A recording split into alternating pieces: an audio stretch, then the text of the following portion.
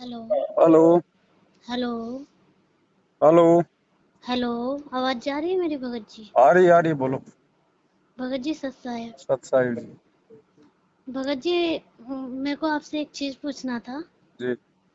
भगत जी, गुरु जी ने ना 5 यज्ञ बताई है, हम्म।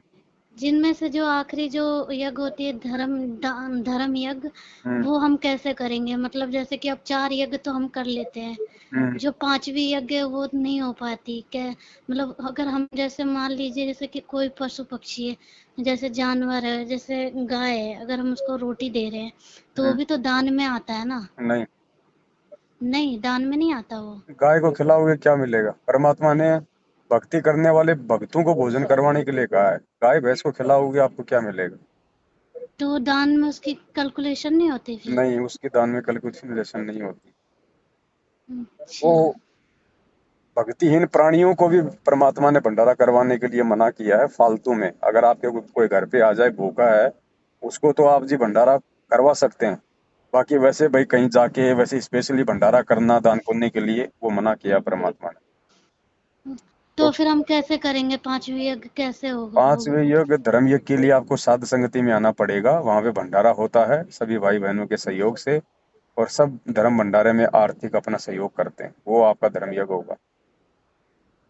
या फिर हम जो सत्सेवक हैं, जो सेवाएं चलती रहती हैं, बीच बीच में हम लोग मैसेज डालते हैं जब हमें पैसों की जरूरत पड़ती है, उस समय भाई बहन अपनी सेवा लिखवाते हैं। अच्छा। बाकी और कोई तरीका नहीं है। या फिर गुरु जी आवे तब गुरु जी को दो। या तो हम मतलब अपने पास इकट्ठा कर लें, जैसे गुरु जी कहते हैं 10वां अंश गुरु को दीजिए, जीवन जन्म सफल कर लीजिए। तो हम्म। हम 10वां अंश का पैसा मतलब रख लेते हैं, और फिर उसको फिर जब परमात्मा आते हैं फिर हम उनको दे देते हैं। देखो, 10 वंश का पैसा अपने घर पे लिखो। अगर कहीं और लगाने की अगर आपको जगह नहीं मिल रही है उस पैसे को, 10वां अंश गुरु को देने का मतलब होता है सुपात्र को देने का, जो आपके पैसे का सदुपयोग करे, भाई बहनों की सेवा में लगाए, परमात्मा के मिशन में लगाए। वहां पे दिया जाता है वो 10वां अंश। और खाली वो हम्म, 10वां अंश ही के लिए नहीं बोला परमात्मा ने। वो तो आपकी इच्छा के ऊपर है। आप चाहे 20% निकालो, चाहे 50% निकालो, चाहे आप 90% निकालो। 10% तो परमात्मा ने जीव की कंजूस वाली सोच को देखते हुए कहा कि नालायक कम से कम 100 में से 10 रुपए तो दान में लगाएगा। इतना भी नहीं करेगा तो फिर तू क्या भक्ति करेगा? इसलिए परमात्मा ने कहा है। नहीं, अगर जैसे मान लीजिए मैं अपने पास इकट्ठा करती जाऊं 10वां अंश का पैसा, क्या करोगे उसको इकट्ठा करके अपने पास में? क्या काम तो आएगा इकट्ठा? फिर वो फिर गुरु जी जब आएंगे तब उनको हम दे देंगे। गुरु जी को क्या जरूरत है आपके पैसे की? गुरु जी आएंगे तब भक्तों के 10 वंश के पीछे रहेंगे क्या? अब की बार न- गुरु जी ऐसे आएंगे क्या? तो फिर वो अपने आदेश अनुसार बता सेवा देंगे में कि दान। लगाओ जहाँ पे आपको लगता है। पहले आप मैनेजमेंट को नहीं दे रहे थे क्या? जब आपको दान पात्रों को आप जब जब आप दे रहे थे और आपकी जब आंखों मुझे के पता नहीं सामने था है, तब दे रही थी ना भगत जी, ये भी तो सोचिए, जब तो मुझे पता नहीं। चलो उस समय तो आपको पता नहीं था, लेकिन कम से कम अब तो आपको पता हो गया ना कि भाई सत्सेवक क्या कर रहे हैं। हाँ, पता हो गया। अब इतना लेकिन सब अब कुछ इतनी हो रहा है तो बहन जी लेकिन आप ये भी किसी आप ये आप हाँ। ये भी तो सोचिए, आप देखिए, अगर क्या बोलते हैं इतना दूर दूर मतलब सात संगति होती है, कहीं राजस्थान में हो रहा, कहीं कहीं हो रहा, बहुत दूर दूर होता है, तो उतनी दूर हम नहीं पहुंच पाते हैं। मैं नहीं पहुंच पाती तो फिर क्या करूं बताइए? देखो, जिसको अपना धर्म यज्ञ करना होगा वो तो बहन जी वो तो 500 कोस भी जाएगा। जिसको करना होगा वो जाएगा। ये तो एक बहानेबाजी हो जाती है बहन जी। और नहीं आते क्या? और भी तो आते हैं। सबको समस्या है परिवार में। आप पहले भी तो जाया करती थी मैनेजमेंट के यहाँ पे। अब क्या हो गया? तो वो पास पड़ता था ना, और तो क्या दिल्ली बोलते में हैं, 7 संगतियां होती हैं, वहां जाया करो। दिल्ली में पता नहीं चल पाता ना दिल्ली भगत में जी का। वो रामेश्वरी बहन जी है, उसके संपर्क में रहो। और पता क्या चलेगा कि हमेशा आप दूसरों के साथ संगति में जाती रहोगी। आप अपने घर पे कराओ साथ संगति। हम भेजेंगे आपके घर पे भगत।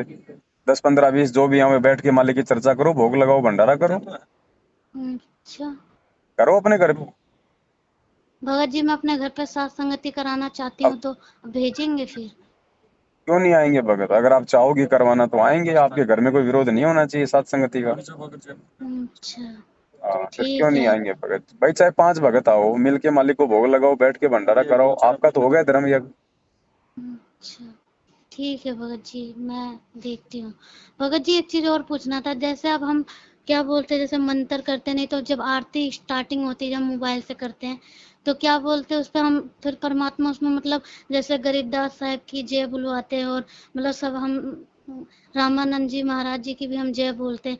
तो हम तो सिर्फ मतलब गुरु जी को भगवान मानते हैं ना, तो गुरु जी की सिर्फ हमें जय करनी चाहिए, तो उनका हमें जय नहीं करेंगे तो चलेगा फिर तो। हमने तो छोड़ रखा बहन जी, हम तो 6 महीने से हम तो ना रामानंद जी की जय बोलते ना गरीबदास जी की बोलते।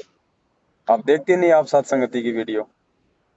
देखती हूँ लेकिन मेरे तो मन में हम ना कहाँ बोलते हैं? काफी दिन से आया, मेरे मन में ऐसा हुआ अब ना तो सबके कि मन में आएगा धीरे धीरे कि हम क्यों बोलते हैं, हम क्यों बोलते हैं। अब तो सबके मन में आएगा क्योंकि समय आ रहा है आगे भक्ति का। परमात्मा सबको अंदर से धीरे धीरे प्रेरणा करेगा। अब तो सबके मन में आएंगी ये बातें। तो फिर जब मंत्र करते तभी भी गुरुजी मतलब बताते जय करने के लिए, तो फिर तभी भी हमें नहीं करना चाहिए, सिर्फ गुरुजी तो परमात्मा। अपने गुरुजी के जय बोलेंगे, लाख बार बोलेंगे, वे भी तो एक भगत की भूमिका में है।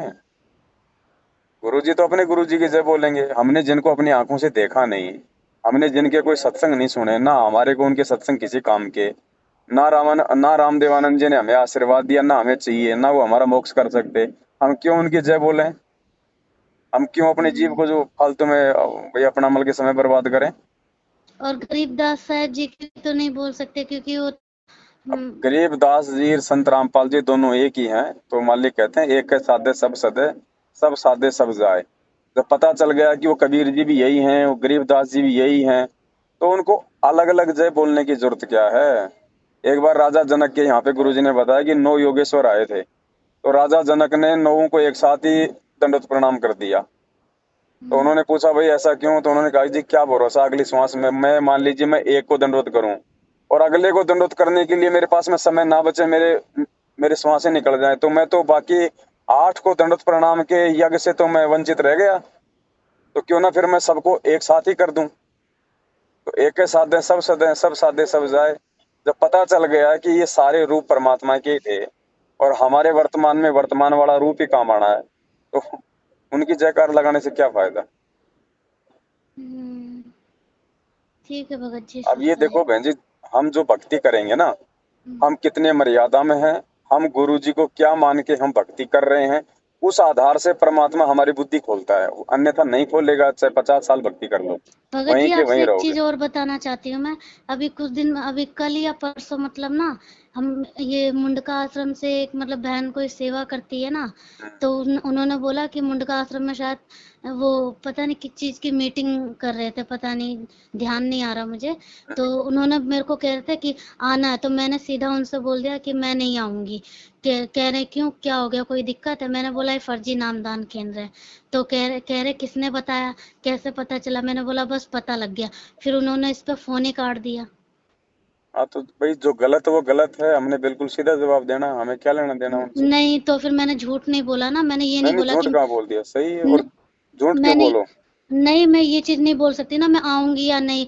जो नहीं बात नहीं, है साफ स्पष्ट बोल दिया साफ मैंने साफ फिर। बोल दो ना कि भाई हमें सच्चाई का पता चल गया, जब गुरु जी आएंगे तब, जहाँ गुरु जी जिस आश्रम में आएंगे बस वहां जाएंगे, तब तक अपना बैठ के हम अपना भक्ति कर रहे हैं बस।